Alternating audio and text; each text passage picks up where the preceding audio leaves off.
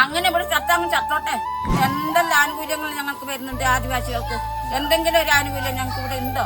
ഈ പ്രാവശ്യം ഉണ്ടല്ലോ, ഈ പ്രാവശ്യം അവർ എന്ത് പറഞ്ഞാലും ഞങ്ങൾ ഇവിടുന്ന് ഇറങ്ങുന്ന പ്രശ്നമില്ല. മരിച്ചാലൊക്കെ നിങ്ങൾ ഇവിടെ തന്നെയാണോ മാറുന്നത്?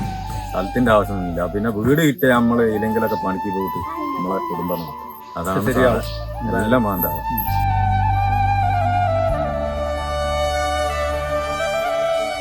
കാണാപ്പുറത്തിൻ്റെ നല്ലവരായ എല്ലാ പ്രേക്ഷകർക്കും നമസ്കാരം. വയനാട് ജില്ലയിലെ മേപ്പാടി തൃക്കൈപ്പറ്റ വെള്ളക്കെട്ട് കോളനിയിലെ ഒരു പറ്റം ജനങ്ങളുടെ വളരെ ദയനീയമായ ജീവിതം, അതിൻ്റെ കാഴ്ചകളിലേക്ക് ആണ് കാണാപ്പുറം എന്ന് നിങ്ങളെ കൊണ്ടുപോകുന്നത്.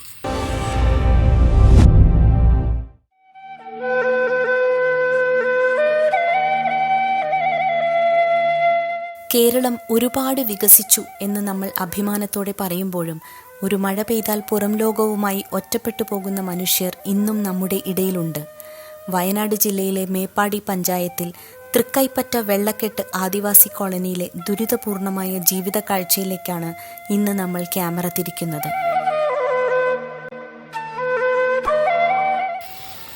അപ്പോൾ ഇവിടെ വരെ റോഡെന്ന് പറയാൻ പറ്റില്ല.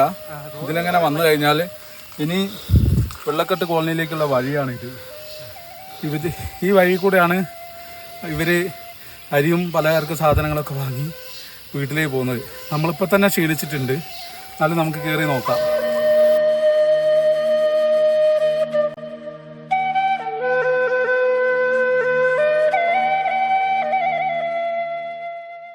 പ്രായമായവർക്ക് അസുഖം വന്നാലോ ഗർഭിണികൾക്ക് പെട്ടെന്ന് ആശുപത്രിയിൽ പോവേണ്ട സാഹചര്യം വന്നാലോ അവരെ കസേരയിലിരുത്തി ചുമന്നുകൊണ്ടുവേണം ഈ 2.5 കിലോമീറ്ററോളം വരുന്ന ചെങ്കുത്തായ മലയിറങ്ങാൻ.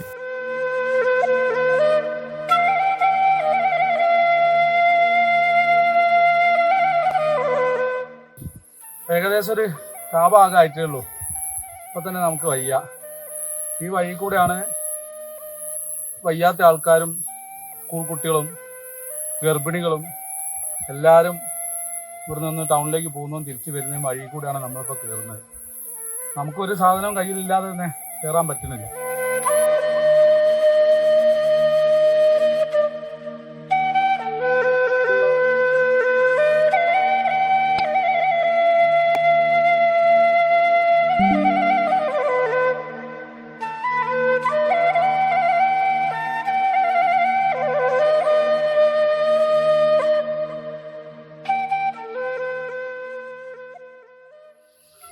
ഒരു മഴ ഇല്ലാത്ത സമയത്താണ് നമ്മളിപ്പോൾ കയറുന്നത്.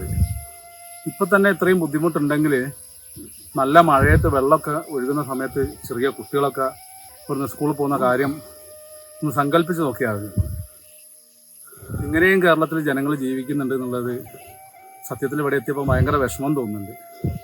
ഇനിയുണ്ട് നമുക്ക് കയറാൻ ഒരു 1.5 കിലോമീറ്ററോളം.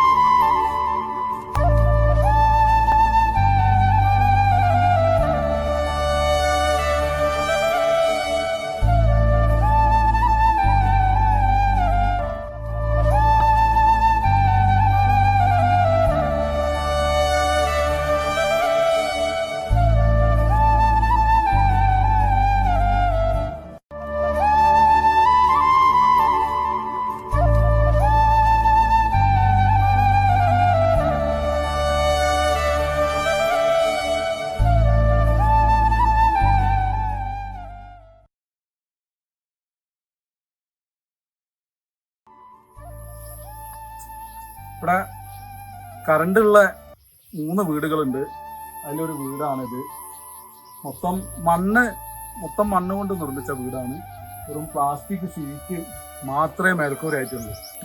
കവുങ്ങിൻ്റെ വരച്ചിൽ വെച്ചിട്ട് അതിൻ്റെ മേലെ പ്ലാസ്റ്റിക് ഷീറ്റ് ഇട്ടിട്ടാണ് ഇവർ മേൽക്കൂര ഉണ്ടാക്കിയിട്ടുള്ളത്. വേറെ യാതൊരു സംവിധാനമില്ല. ചുമരൊക്കെ വെറും മണ്ണാണ്.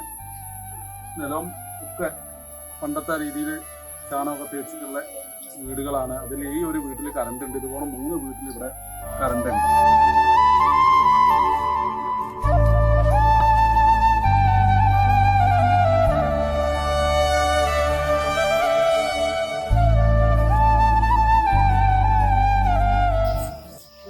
ഇതൊരു കുടുംബം താമസിക്കുന്ന വീടാണെന്ന് പറഞ്ഞാൽ നിങ്ങൾക്കൊക്കെ വിശ്വാസം വരും.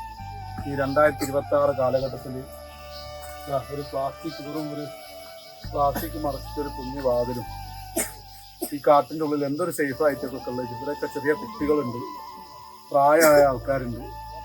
ഇവരൊക്കെ താമസിക്കുന്ന വീടാണ്. ഈ ഒരു കോളനിയെ കുറിച്ച് ശരിക്കും മേപ്പാടി പഞ്ചായത്തുകാർക്ക് കൂടി വ്യക്തമായിട്ട് വിവരമില്ല എന്നാണ് പറയുന്നത്. ഇനിയുണ്ട് കാണാൻ ഒരുപാട്.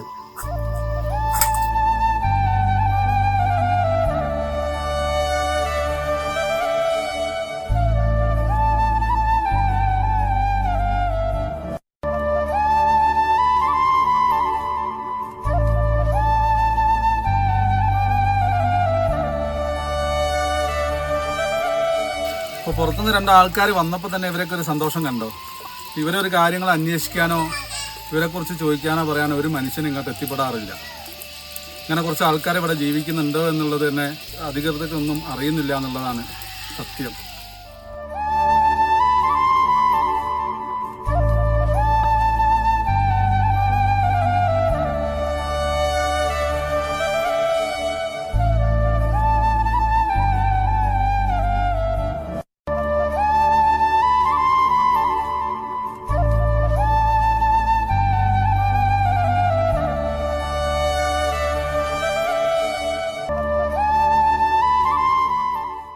പേരുണ്ടായിരുന്നു? എൻ്റെ പേര് വാസു. അച്ഛൻ്റെ പേര് ചണ്ടി, അമ്മൻ്റെ പേര് കണക്കി. നിങ്ങൾ ഏത് സമുദായത്തിലാണ് ശരിക്കും? പണിയ സമുദായത്തിലാണ്. വീട് പിന്നെ നായ്ക്കനും പനിയന്മാരായിട്ട് 10-45 കുടുംബങ്ങളുടെയാണ്. 10-45 കുടുംബം. നിങ്ങളൊക്കെ ശരിക്കും ജനിച്ച സമയത്ത് എവിടെയാണോ? അവിടെ തന്നെ ഞാൻ ജനിച്ചതും വളർന്നതൊക്കെ ഇവിടെ തന്നെയാണ്. അപ്പോൾ എന്നിട്ട് ഇത്രയും കാലമായിട്ട് ഈ കോളനിയിലേക്ക് യാതൊരു വികസനം വരാത്തത് എന്താണെന്നറിയില്ല. മാറി വരുന്ന സർക്കാർ പറയുന്നത് ഞങ്ങൾ ജയിച്ചിട്ടുണ്ട്, ഞങ്ങൾ ഇന്നത് ചെയ്തു തരാം, അങ്ങോട്ട് ചെയ്തു തരാം എന്ന് പറഞ്ഞാൽ ഇതുവരെ ആയിട്ടും ഞങ്ങൾക്ക് ഒന്നും അറിയുന്നില്ല. ഈ കുട്ടികളൊക്കെ ഇവിടുന്ന് തന്നെയാണോ സ്കൂളിലൊക്കെ പോകുന്നത്? സ്കൂളിലൊക്കെ ഈ പിള്ളേർ ഇവിടുന്ന് തന്നെ പോകുന്നത്. അപ്പൊ ഈ ചാലക്കുടി മഴ പെയ്തിട്ടുണ്ടെങ്കിൽ വെള്ളം പെയ്തിട്ടുണ്ടെങ്കിൽ സ്കൂളിൽ പോകാനും പറ്റും നമുക്ക്. അപ്പോൾ മഴ ഇല്ലാത്ത സമയത്ത് സ്കൂളിൽ പോകാൻ പറ്റുള്ളൂ. അത് തന്നെ കൂട്ടത്തിൽ ആരെങ്കിലും ഒന്ന് പോകണം. നമ്മളിപ്പോ വന്ന കാട്ടുകൂടെ ശരിക്കും ഒരാൾക്ക് ആണുങ്ങൾക്ക് തന്നെ സ്വന്തം പോകാൻ പറ്റാത്ത രീതിയിലുള്ള ബുദ്ധിമുട്ടാണ്. ഈ അടച്ചുറപ്പില്ലാത്ത വീടുകൾ തന്നെയാണല്ലോ ഇവിടെ മൊത്തത്തിൽ. ഞാൻ നോക്കിയിട്ട് ഒരു വീട് പോലും ഇവിടെ അത് സർക്കാർ പറഞ്ഞെങ്കിലും നമുക്ക് പറ്റുള്ളൂ. സർക്കാർ തരണ്ടേ? ഒരു ഇന്ന് തരാം, നാളെ തരാം, മറ്റന്നാൾ തായ്ക്ക് ഇറക്കാന്ന് പറഞ്ഞ് ഞങ്ങളെ പിന്നെ മഴ പെയ്യുമ്പോ കംപ്ലീറ്റ് ഞങ്ങളെ സ്കൂളിലേക്ക് ഇറക്കും. എന്നാൽ അതിന് യാതൊരു തെളിവും ഇതുവരെ ഉണ്ടായില്ല. അപ്പോൾ മേപ്പാടി പഞ്ചായത്തിലെ തൃക്കൈപ്പറ്റേന്ന് വന്നിട്ടുള്ള വെള്ളക്കെട്ട് കോളനിയിലാണ് ഇപ്പം ഞങ്ങൾ എത്തിയത്. ഇവരെ ദയനീയാവസ്ഥ മറ്റൊരാളിലൂടെ ഞങ്ങൾ അറിഞ്ഞിട്ടാണ് കാണാപ്പുറത്തിൻ്റെ ആൾക്കാരായിട്ടുള്ള ഞങ്ങൾ ഇന്ന് ഇവിടെ എത്തിപ്പെട്ടത്. ഇവിടെ ഒരു 10-40 കുടുംബങ്ങളുണ്ട്. അത് പണിയ സമുദായത്തിൽപ്പെട്ടവരും നായിക്ക സമുദായത്തിൽപ്പെട്ട അങ്ങനെ 10-40 കുടുംബങ്ങൾ ഇവിടെ ജീവിക്കുന്നുണ്ട്. ഇന്ന് വരെ യാതൊരു വികസനവും ഇവിടേക്ക് എത്തി നോക്കിയിട്ടില്ല. വളരെ ദയനീയമായിട്ടാണ് ഞങ്ങൾ ഇന്ന് ഇവിടെ വന്നപ്പോൾ ഇവരെ ഒരു അവസ്ഥ. നമുക്കൊന്നും ചിന്തിക്കാൻ പോലും പറ്റാത്ത രീതിയിലുള്ള വീടുകൾ, വെറും 4 കാല് വീഴ്ചിട്ടൊരു പ്ലാസ്റ്റിക്കിന് ഷീറ്റ് കെട്ടിയിട്ട് മേലെ ഒരു പ്ലാസ്റ്റിക് വിരിച്ചിട്ടുള്ള വീടുകളിലാണ് ഈ ചെറിയ കുട്ടികളെ വെച്ചിട്ട് ഈ മഴക്കാലത്തും ഈ കാട്ടിനുള്ളിൽ ഇവർ കിടന്നുറങ്ങുന്നത്. വെറും 3 വീടുകളിൽ ഇവിടെ കറണ്ട് ഉണ്ട്. പക്ഷേ ആ വീടുകളും സാധാ പ്ലാസ്റ്റിക് ഷീറ്റിട്ട വീടുകളാണ്. അപ്പം മാറി മാറി വരുന്ന സർക്കാരുകൾ ഇവരെ അടുത്ത് വരുന്നുണ്ട്, ഇവരോട് വോട്ട് ചോദിക്കുന്നുണ്ട്, ഇവർ വോട്ട് ചെയ്യുന്നുണ്ട്. പക്ഷെ എന്തുകൊണ്ട് ഇവിടേക്ക് വികസനം എത്തുന്നില്ല? അല്ലെ ഇവർക്കൊക്കെ ഒരുപാട് ആനുകൂല്യങ്ങൾ സർക്കാർ പ്രഖ്യാപിച്ചിട്ടുണ്ട്, നമുക്കറിയാം, നമ്മൾ വായിക്കുന്നതുമാണ് കേൾക്കുന്നതുമാണ്. പക്ഷെ എന്തുകൊണ്ട് ഈ ആനുകൂല്യങ്ങളൊന്നും ഇവരെ അടുത്തേക്ക് എത്തിപ്പെടുന്നില്ല എന്നുള്ളത് മനസ്സിലാവുന്നില്ല ഇവിടെ വന്നിട്ട്. അത്രയും വിഷമത്തോടു കൂടിയാണ് ഞങ്ങൾ ഈ വീഡിയോ ചെയ്യുന്നത്. നമുക്കൊന്നും സങ്കല്പിക്കാൻ പറ്റുന്നില്ല ഇങ്ങനത്തെ ഒരു കുറേ ആൾക്കാർ ഇങ്ങനെ ജീവിക്കുന്നുണ്ട്. അതും നമ്മളെ ഈ വയനാട് ജില്ലയിൽ ഒരുപാട് പുരോഗമനങ്ങൾ പറയുന്ന അല്ലെ ഒരുപാട് ആനുകൂല്യങ്ങൾ ഇവർക്ക് വേണ്ടി ചെലവാക്കുന്ന ഒരു ജില്ലയാണ് വയനാട് ജില്ല. അപ്പം എന്തുകൊണ്ടാണ് ഇവർക്ക് മാത്രം ഇങ്ങനെ പറ്റിപ്പോയതെന്നുള്ളത് നമുക്ക് മനസ്സിലാകുന്നില്ല. ഓരോ മഴക്കാലത്തും ഇവരെ ദുരിതാശ്വാസ ക്യാമ്പുകളിലേക്കൊക്കെ ഇറക്കി താമസിപ്പിക്കും. വീണ്ടും അവർ തിരിച്ചിങ്ങോട്ട് തന്നെ വരും. നമുക്ക് വെറുതെ ഇത്രയും ആരോഗ്യമുള്ള നമുക്ക് വെറുതെ നടന്ന് കയറാൻ പോലും പറ്റുന്നില്ല. അപ്പം ഒരു അസുഖമുള്ള ഒരാളോ ഒരു ഗർഭിണിയോ ഒരു പ്രായമുള്ള ആളോ അല്ലെങ്കിൽ കുറച്ച് പലചരക്ക് സാധനങ്ങൾ വാങ്ങിയിട്ടോ ഒരു മനുഷ്യൻ ഇങ്ങോട്ട് വരുന്ന കാര്യങ്ങൾ നമുക്ക് ചിന്തിക്കാൻ പറ്റുന്നില്ല. അപ്പം എത്രയും പെട്ടെന്ന് ഈ വീഡിയോ കണ്ടിട്ട് സർക്കാർ അല്ലെ ബന്ധപ്പെട്ട ആൾക്കാർ മേപ്പാടി പഞ്ചായത്തായാലും ആരെങ്കിലും ഇവർക്ക് വേണ്ടിയിട്ട് എന്തെങ്കിലും ഒരു കാര്യങ്ങൾ ചെയ്തു കൊടുക്കുക. ഇവരെ സുരക്ഷിതമായിട്ട് നല്ല ഒരു വീട് മാത്രമേ ഇവരെ ആഗ്രഹിക്കുന്നുള്ളൂ. ഇവരൊക്കെ ഇതാ ഇത്രയും 60 വയസ്സായി, ഇനി വലിയ കാലങ്ങളൊന്നുമില്ല. അപ്പൊ ആ ഉള്ള കാലത്ത് ഒരു നല്ല വീട്ടിൽ താമസിക്കാൻ ഇവർക്കും ആഗ്രഹം ഉണ്ടാവില്ല. 2 ദിവസം ഒരു 2 അതാ ഞാൻ പറഞ്ഞത്, ഒരു 2 ദിവസം എന്നാ പുള്ളി പറയുന്നത്. 2 ദിവസമെങ്കിലും പുള്ളിക്ക് ഒരു നല്ല വീട്ടിൽ താമസിക്കാൻ ആഗ്രഹമുണ്ട്. അപ്പൊ അതെങ്കിലും ബന്ധപ്പെട്ട ആൾക്കാർ ചെയ്തു കൊടുക്കുക. ഓരോ വീടുകൾ ഇവർക്ക് വേറെ ഒന്നും പേര് ചോദിക്കുന്നില്ല. ഇവർക്ക് ചോരാത്ത കറണ്ടുള്ള ഇവരെ മക്കളെ സുരക്ഷിതമായിട്ട് താമസിപ്പിക്കാൻ പറ്റുന്ന ഒരു വീട് മാത്രമേ ഇവർ ആഗ്രഹിക്കുന്നുള്ളൂ. അതെങ്കിലും സർക്കാർ അല്ലെ ബന്ധപ്പെട്ട ആൾക്കാർ ചെയ്തു കൊടുക്കണമെന്ന് വിനീതമായിട്ട് ഞങ്ങൾ അപേക്ഷിക്കുകയാണ്. അപ്പൊ ഇതാണ് ഇവരെ വെള്ളത്തിന്റെ സോഴ്സ്. കാട്ടിന്റെ മേലെ ഒരുപാട് മലയുടെ മേലെ ഏതോ ഒരു കുണ്ടെന്ന് ഓസിട്ടിട്ടാണ് ഇവർക്ക് വെള്ളം. പന്നിയോ വേറെ എന്തെങ്കിലും ജീവികൾ ആ ഓസ് തട്ടിക്കളഞ്ഞാൽ പിന്നെ വീണ്ടും മല കയറിയിട്ട് വീണ്ടും അത് എവിടെയാണെന്ന് തിരഞ്ഞു നോക്കിയിട്ട് റെഡിയാക്കി വരണം. അതുവരെ പിന്നെ ഇവർക്ക് വെള്ളമില്ല. അതുപോലെ തന്നെ വേനലിൽ വെള്ളം കുണ്ടിൽ വെള്ളം വറ്റിക്കഴിഞ്ഞാൽ പിന്നെ നമ്മൾ കയറി ആ താഴെ പോയിട്ട് വേണം കുടിക്കാൻ മുതൽ എല്ലാ ആവശ്യത്തിനുള്ള വെള്ളം കൊണ്ടുവരാം. ഇത്രയും ദയനീയമായിട്ടുള്ളൊരു അവസ്ഥയാണ്, ചിന്തിക്കാൻ പറ്റില്ല നമുക്ക്.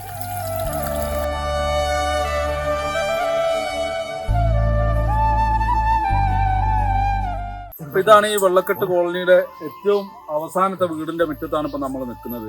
ഭയങ്കര കഷ്ടപ്പാടാ സാറേ അവിടെ.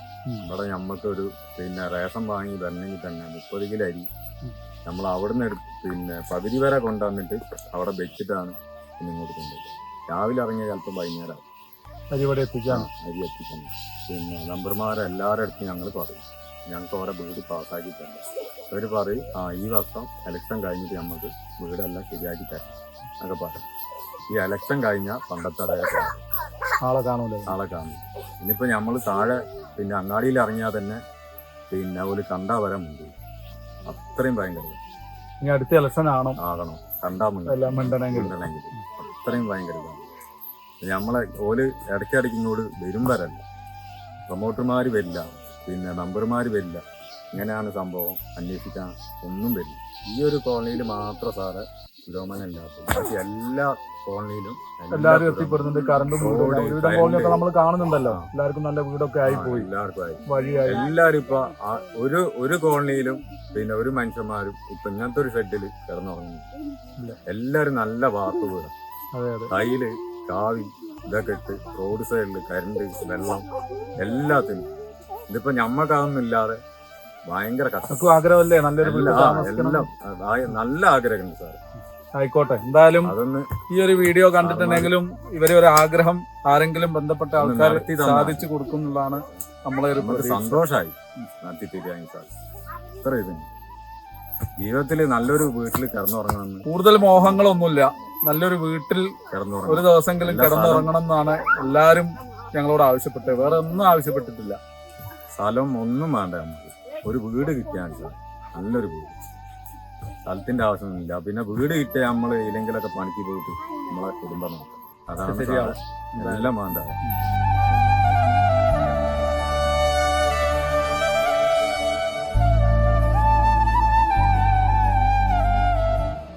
ഈ കോളനിയിലുള്ള എല്ലാവരും ഉപയോഗിക്കുന്ന ഒരു ബാത്റൂം ആയിരുന്നു ഇത്.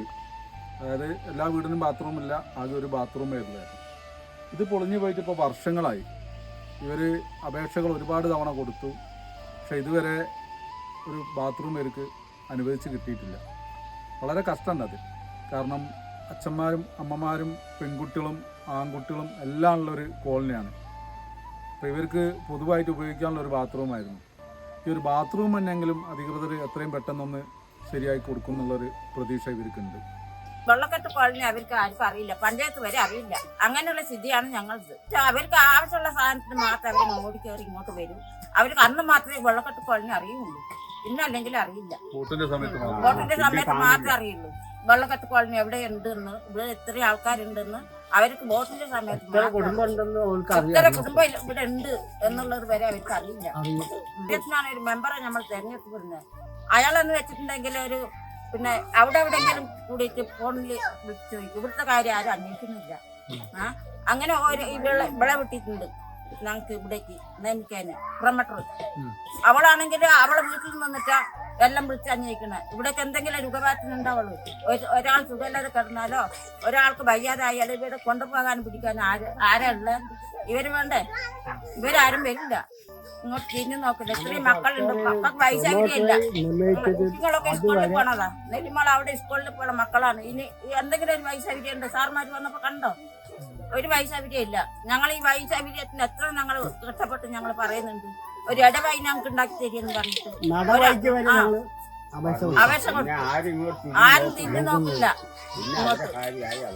പിന്നെ ഞമ്മക്കെന്ത്, നമ്മളിവിടെ ഇങ്ങനെ കഷ്ടപ്പെട്ട് അന്ന് നെല്ലിമാത്തുനിന്ന് റേഷന്റെ അരി വാങ്ങി ഇവിടെ കഷ്ടപ്പെട്ട് ഇവിടെ കൊണ്ടുവന്ന് വെച്ച് കുടിക്കണമെങ്കിൽ ഒരു ദിവസത്തെ പണിയാ മെനക്കെട്ട് ഞങ്ങൾ നിൽക്കുന്നത്. അങ്ങനെയൊക്കെയാണ് ഞങ്ങളെ സ്ഥിതി. ഒരു ദിവസത്തെ പണിക്ക് പോകും. റേഷനരി വാങ്ങാൻ പോണേ ഒരു ദിവസത്തെ പണി അവിടെ പോയിട്ട് അരി കൊണ്ടുവന്ന് ഇവിടെ വരെ ഏറ്റി വരണ്ടേ? വണ്ടിക്ക് എന്തെങ്കിലും ഒരു വണ്ടി സൗകര്യത്തിന് ഒരു ഓട്ടോറിക്ഷ വരാനുള്ള സൗകര്യം ഞങ്ങൾക്ക് ഇവിടെ ചെയ്തു തരാണെങ്കിൽ അത്ര കഷ്ടപ്പാടുണ്ടാവില്ല.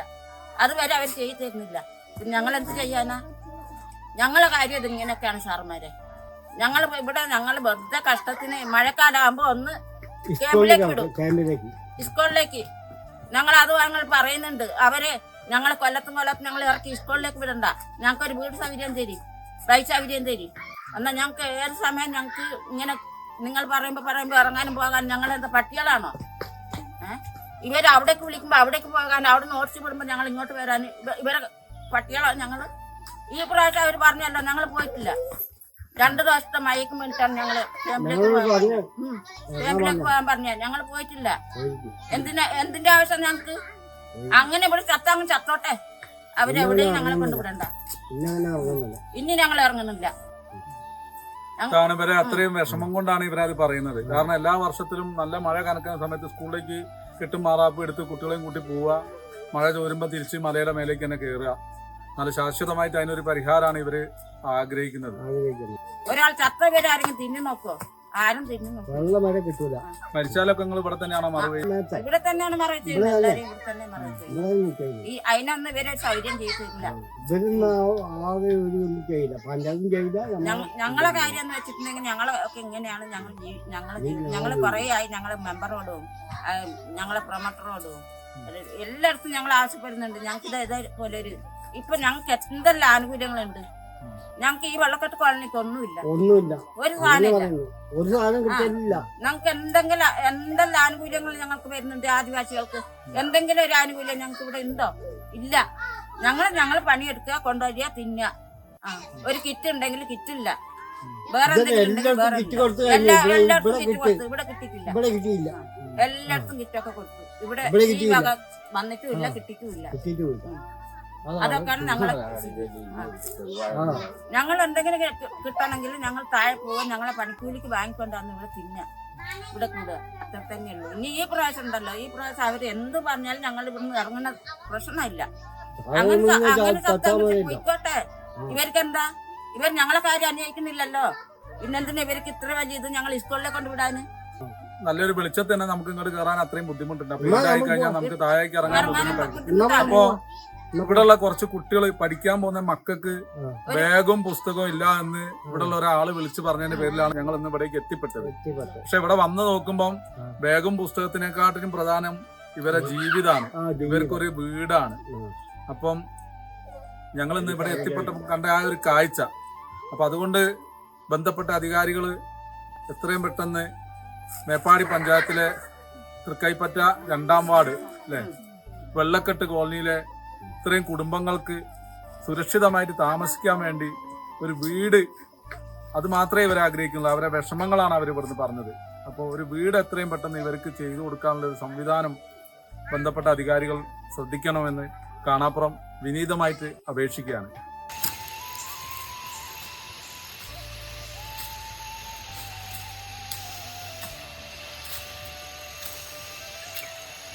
നമ്മൾ പഠിക്കാൻ പോയിട്ട് വരിക. എവിടെയാ പഠിക്കാൻ പോണില്ലേ? നഴ്സിംഗ് കഴിഞ്ഞതാ? എവിടുന്ന്? മീനങ്ങാടിന്നോ? അപ്പം വേറെ ഒന്നിനും പോകുന്നില്ല? എന്നിട്ട് ഇല്ല ആശുപത്രിയിലോ? ഏതെങ്കിലും ആശുപത്രി കൊടുത്തിട്ടുണ്ടോ? നഴ്സിംഗ് പാസ്സായതാ? എന്താ മോളെ പേരെന്തായിരുന്നു? രേഷ്മ. അപ്പോൾ രേഷ്മ ഈ കോളനിയിലുള്ള ഒരു മോളാണ്. അവൾ നേഴ്സിംഗ് പാസ്സായതാണ്. അപ്പോൾ അവർക്കൊക്കെ ഇനി എവിടെയെങ്കിലും ഒരു ജോലി കിട്ടണം. അപ്പം ആരെങ്കിലും നമുക്കൊരു ജോലിക്ക് കൂടി സഹായിച്ചാൽ അത് വലിയൊരു ഉപകാരമായിരിക്കും.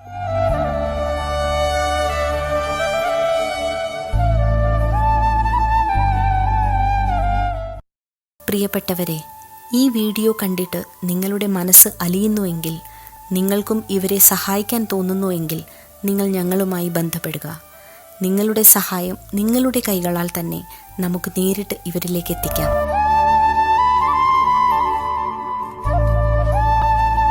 ഇത് കേവലം ഒരു യാത്രാ പ്രശ്നം മാത്രമല്ല, ഒരു ജനതയുടെ ജീവിക്കാനുള്ള അവകാശത്തിൻ്റെ ലംഘനമാണ്. ഭരണകൂടങ്ങളും ജനപ്രതിനിധികളും ഈ വഴിയിലേക്ക് എന്നാണ് തിരിഞ്ഞു നോക്കുക? തൃക്കൈപ്പറ്റ വെള്ളക്കെട്ട് കോളനിയിലെ ഈ മനുഷ്യർക്കും ഒരു സുരക്ഷിത ജീവിതം വേണം. ഈ വീഡിയോ പരമാവധി ഷെയർ ചെയ്ത് അധികാരികളുടെ ശ്രദ്ധയിലെത്തിക്കാൻ നിങ്ങളും സഹായിക്കുക. കാണാപ്പുറത്തിൻ്റെ ഈ വീഡിയോ നിങ്ങൾക്ക് ഇഷ്ടപ്പെട്ടോ എന്ന് ഞങ്ങൾ ചോദിക്കുന്നില്ല. ഇവരുടെ ഈ ജീവിതം കണ്ട് നിങ്ങൾക്ക് കാര്യങ്ങൾ മനസ്സിലായിട്ടുണ്ടാകുമെന്ന് ഞങ്ങൾ കരുതുന്നു. ഇതുപോലെ മറ്റൊരു വീഡിയോ ആയിട്ട് ഞങ്ങൾ വരും എന്ന് പറയുന്നുമില്ല. വ്യത്യസ്തമായ വിഷയങ്ങളുമായി കാണാപ്പുറം വീണ്ടും നിങ്ങളിലേക്ക് എത്തും. അതുവരെ എല്ലാവർക്കും ശുഭദിനം നേരും.